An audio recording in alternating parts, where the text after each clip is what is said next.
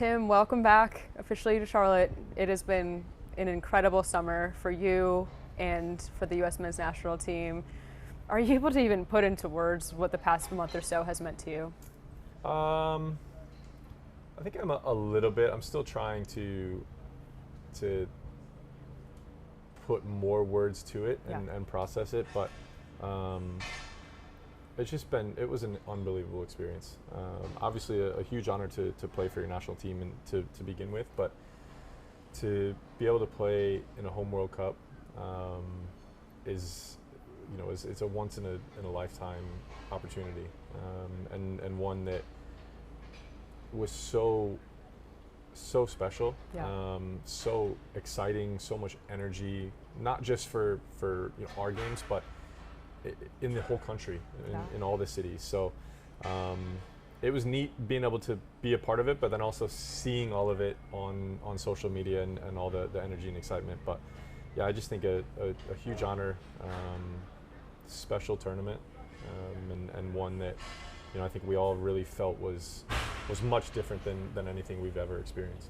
Why was this one different than from other ones, other than maybe the fact of it being here in your home country? I think that's part of it, is that it was in the home country, but was it because there were more teams? Was it because there were smaller teams making big waves?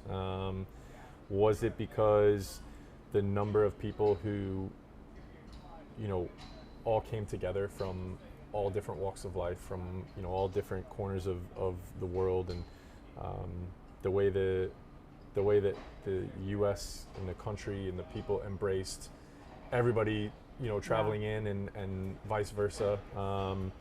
It felt like a bringing together instead of pockets of people here and there, and I think that it makes such a difference. When you can travel and go city to city and experience energy everywhere you go,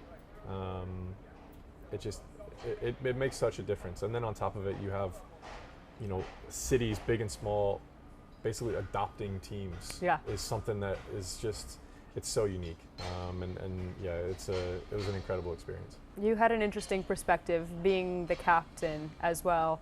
How much did that title and that role kind of make it different from other World Cups that you've been part of and other runs with the national team, to be that face and kind of figurehead that you were representing not just your team but your entire country?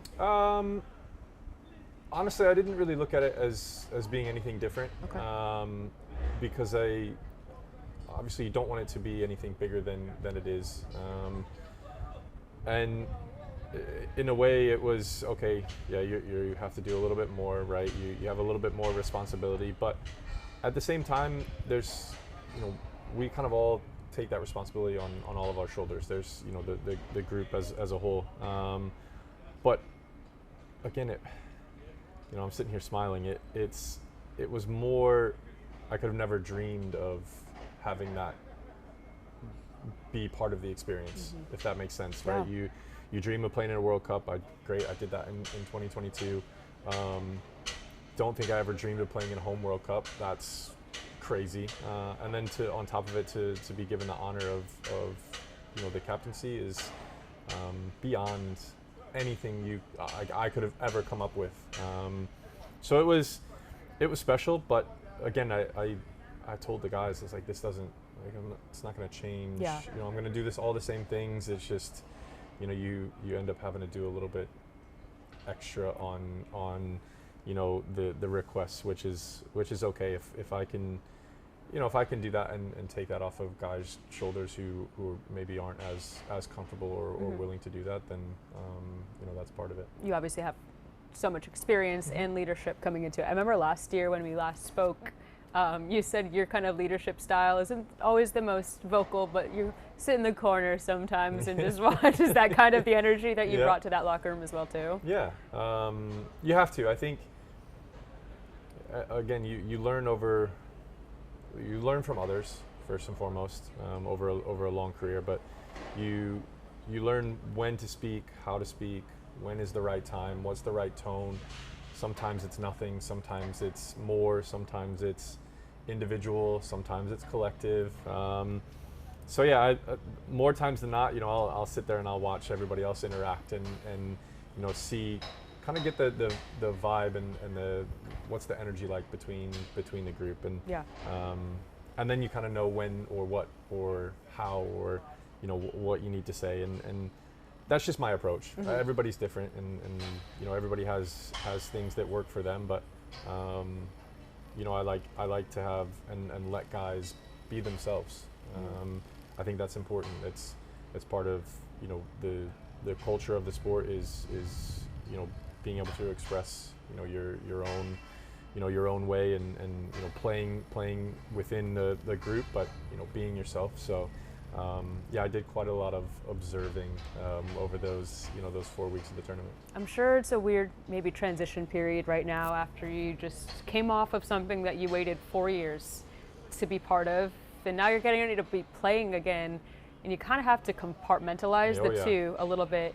How are you approaching that mentally right now? I'm sure that's got to be pretty challenging. Honestly, right now I'm in a pretty good place. It was a little bit different last year, coming back from the Gold Cup, not having time off. But the club has been great. They gave me almost 2 weeks off to decompress, to process, to just kind of take a step back, and really, as you said, not quite have to compartmentalize so quickly. Mm-hmm. So I think that's been a huge help for me, and something that I'm super appreciative of, and that's given me the ability to now step back out here with Charlotte, and be ready to go, instead of having to build my way back in and right. Worry about, I'm still thinking about this, or I'm still feeling this from the World Cup. Because I've had the time, I'm in a much better place, and physically, mentally, emotionally, and ready to go. And yes, you're starting tomorrow, but you also have a little bit of a fun break with the All-Star game. Mm-hmm. Toward the start of that.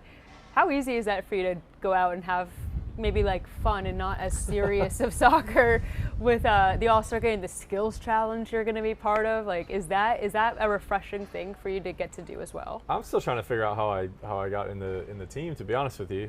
There's so many guys who are deserving to be here, but it's unique, right? It's unique in American sports to have an All-Star game, and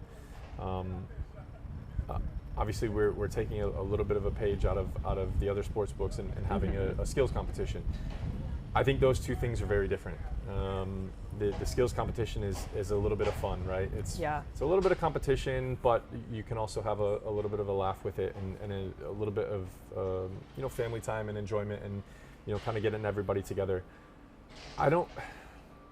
I'll maintain for a long time that the way that this sport is, it's hard to have an All-Star game where you can just have fun and just kind of stroll around and kind of laugh and do your thing, right? It's not like that. The sport doesn't really allow it, because it's just too big. Yeah. And there's it's a big team. It's 11 guys plus guys on the bench. So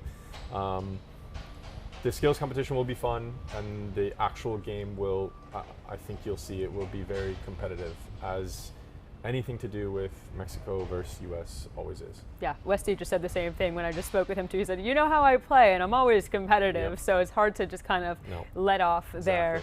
When it comes to skills challenge, where do you think you're going to be thriving? I have no idea. I've not even been told what I'm actually doing. I've heard rumblings that it'll be a part of the passing skills, which suits me really well. Obviously, I won't be doing the goalie wars, so that's a good thing.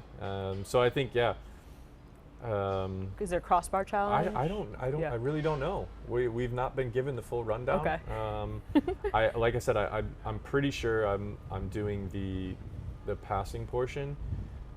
Again, I don't know how many people are doing that, but if that is my role, then perfect. You're in. I'm happy with that.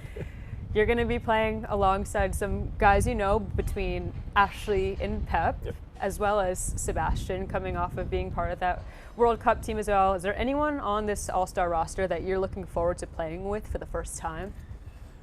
I think all of the guys, to be honest with you, because I think they all, obviously everybody's all here for a reason, right? They're all here because they deserve to be here, and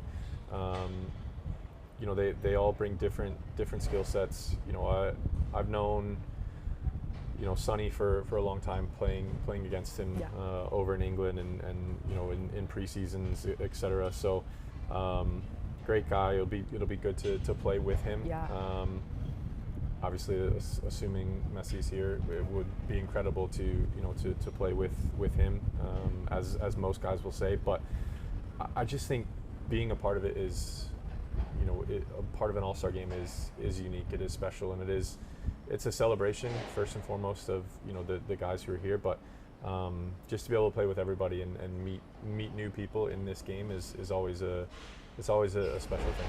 You've watched this league progress up close and from afar, starting your career here, then going overseas and coming back, having these all-star games and just watching where MLS is growing. And maybe you can even note, based on what you talked about with some of your World Cup teammates about their observations on MLS, maybe they play in the Premier League or elsewhere.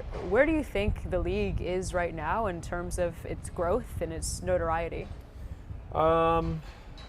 I mean, I think it's at an all-time high, obviously, but in saying that, it's still going, right? It's still growing. I was up at the league office last week and was having a conversation, and everybody, and I'm guilty of it as well. In you know, my own performances, that everybody is looking at, well, what's next, and we fail to see what we're in at the minute.